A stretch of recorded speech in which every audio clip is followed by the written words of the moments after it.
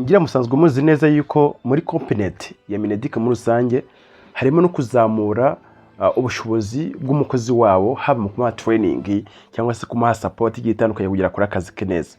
Muri izo component harimo akantu kajyanye no gutanga scholarship cyangwa se buruse zifasha wa mwarimu ufite degree ntoya cyangwa se diplome ntoya kujya ajye kuzamura ubwo waba ufite AD cyangwa se ufite AE bakaba kongerera ubushobozi. Ndava wenda akaguha buruse cyangwa scholarship ukaba washobora kugera ute kujya kwiga noneho mu gihe runaka ukazarangiza ufite bachelor degree cyangwa se ufite AE ukagaruka mu kazi ugakorera leta noneho ufite navuga ngo bakash cyangwa se ufite ibishoboka byose kugira utange ubumenyi cyane cyane ko baba bagushizaho amafaranga. Uyu munsi nagiye tuzagura ku kino kintu kubera yuko RTB muri murakizi nicyo gifite amashuri yose ubumenyi ngiro muri rusange cyatanze amahirwe nshaka kujya nze kubabwira muri cyo kiganiro. Noneho aya mahirwe turaza kumenya mu by'ukuri ni bande bagenewe. Icyo ni cyambere turaza kumenya ni ryarazaba ni ibiki bisabwa ese mu by'ukuri umuntu wese yakwapplyinga yabura mu kazi cyangwa se utari mu kazi. Mu by'ukuri se ibijyanye na criteria cyangwa se ibisabwa niteye kubifite muri hard copy muri system ni waba bifite kugira ngo umenye neza mu by'ukuri niba uzagira ute niba bazagufata ujye kongera amahirwe. Ndashimira RTB kuri kino kintu. Reka dure mu kiganiro nyuma gatoya. Nk'ibisanzwe munyemerere mbwira umuntu wese ugeze kuri channel ubwa mbere ukana subscribe kandi like na comment tubwire uko byumva. Ntabwo ndaza gutinda ko nagira wenda mbafashe ukimara kumva kino kiganiro uhita ukora application. Aya mahirwe ashobora kuba ari ayawe niba uri umuntu ufite imyaka iri munsi ya 40. Niba uyirengeje gerageza gusharinga n'abandi nkuru kugira nyine bamenye amahirwe ko na amahirwe agiye kumara ibyumweru bingahe bikiya cyane. RTB isohoye itangazo ryiza ngira ngo tuze wenda kuvugaho kubera yuko abantu benshi ntabwo bari bazi yuko ano mahirwe ariho, ariko na amahirwe n'ubundi ari umuntu wese by'umwihariko ubarizwa mu gisate cya RTB.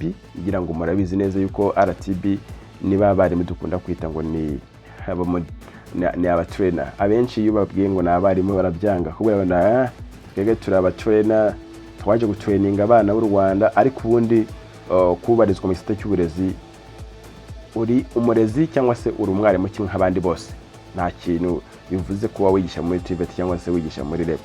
Icyambere nuko urutanga kijyanye n'ubumenyi ku banyeshuri bejo hazaza. Ni itangazo navuga ngo rya rusange aho hari scholarship opportunities for in-service teachers wishing to study at Rwanda Polytechnic RP. Bango na amahirwe cyangwa se ni buruse zitanzwe ku barimu bari mu kazi bifuza kuziga mu Rwanda mu by'umwihariko muri ano mashuri ya Polytechnic. U Rwanda cyangwa se Rwanda TVET Board rwishimiye kumenyesha abantu mwese yuko hari amahirwe ya scholarship cyangwa se ya buruse ku barimu bo muri TVET bari mu kazi kano kanya, wabo barizwa muri public cyangwa se mu bigo bya leta cyangwa se bya leta bifatanye n'amadini ku bw'amasezerano bifuza kubona bachelor degree muri technology cyangwa se BTech program. Aya mahirwe cyangwa se ino scholarship irahari cyangwa se abazayigamo n'abaziga mu mwaka w'amashuri wa 2026 2027 kandi bakaziga muri colleges zo mu Rwanda by'umwihariko muri RP. Ibisabwa noneho kugira ubone uno mwanya cyangwa se uzabone ino scholarship nibyo ngiye kubabwira. Icyambere ni ibintu bigera kuri 7, ariko hepfo ndaza kubabwira na documents ugomba kufite zigera kuri 5 niba ntibeshe. Reka mpere ku bintu 7 ino leta iri kuzingatira. Icyambere ugomba kuba uri umunyarwanda. Kuba uri umunyarwanda nyine bisobanuye ikintu kinini cyane. Ugomba kuba ufite identity kwerekana yuko uri umunyarwanda cyangwa se wenda ufite ahuriye n'ubwenegihugu bw'u Rwanda. Urumva nyine ugomba kuba uri umunyarwanda uri bigaragara ufite documents bigaragaza ahanganye nyine naba kugomba kufite nationality y'u Rwanda. Icya kabiri ugomba kuba uri umwarimu mu TVET yego, cyangwa se uri departed teacher in charge of studies. Bivuga ngo ano mahirwe arareba umwarimu wese ubarizwa muri TVET cyangwa se bano badosi bari muri TVET. Icya gatatu, kuba byibuze ufite imyaka 40 no munsi yaho ugendeye ku gihe ugiye kwa applying cyangwa se gusaba ino scholarship. Icya kane, kuba byibuze ufite imyaka 3 ya experience mu kwigisha kandi ukaba umaze byibuze umwaka umwe ku kigo ubarizwaho kano kanya. Icya gatanu, kuba ufite ibijyanye na certificate byibuze ivuye muri RTTI cyangwa se CPD certificates ziri muri systeme ya TMS. TMS ngira ngo murayizi ni Teacher Management Information System. Ahangaha niho zino dikoma zigomba kuba ziri zijyanye n'izi za RTTI cyangwa se CPD. Icya gatandatu kinakomeye cyane nuko bano barimu bagomba kuba begesha byibuze kuwa subject, ano amasomo atari nani kwa subject, nyine amasomo n'aba major subject. Ugigisha nimba wigisha muri trade runaka ugomba kuba wigisha isomo rikuwa cyangwa se riri principal. Icya karindwi, kuba ufite diplome ya AE muri technical courses.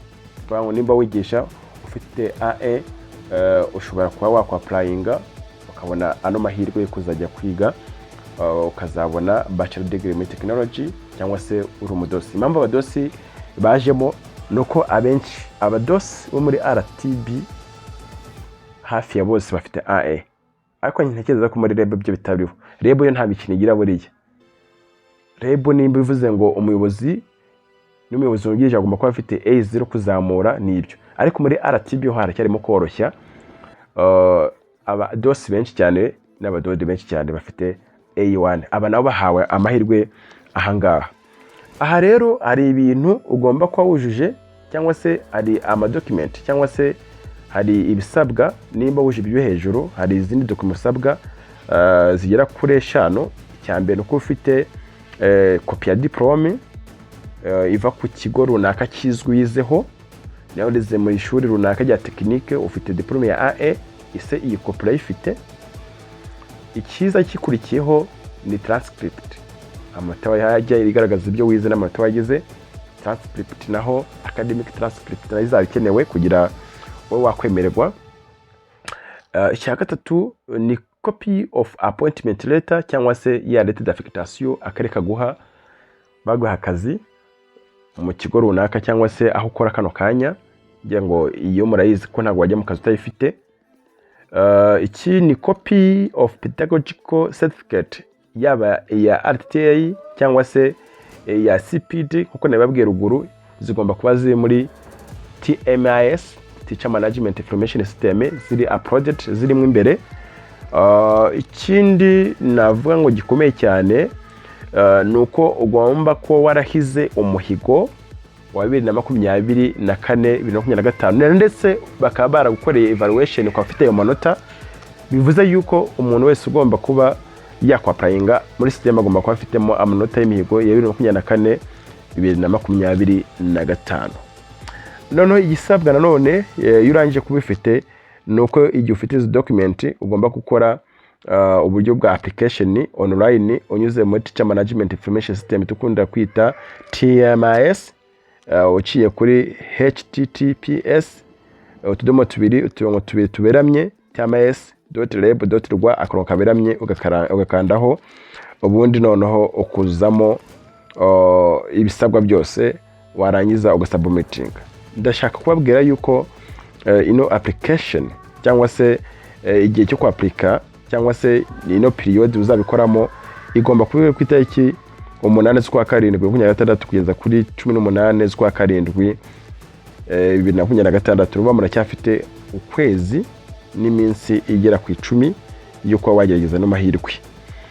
Noneho bisinywaho bishyirwaho umukono na Deputy cyangwa umuyobozi wungirije wa RTB, bimenyeshwa umunyamabanga wo muri Minedike abo bita ba Hon Minister of Education, Hon Minister of State Education, Higher Education Council ahantu muri heke na DVC AF Rwanda Polytechnic. Bivuze neza yuko rwose amahirwe biragaragara yuko arahabwa abantu bakoze. So reka duhure mu kindi kiganiro, niba ari ubwa mbere dukurikiranye, kandi subscribe twihiye twibana muri ibiganiro nk'ibi ngibi. Turakunda cyane. Bye bye.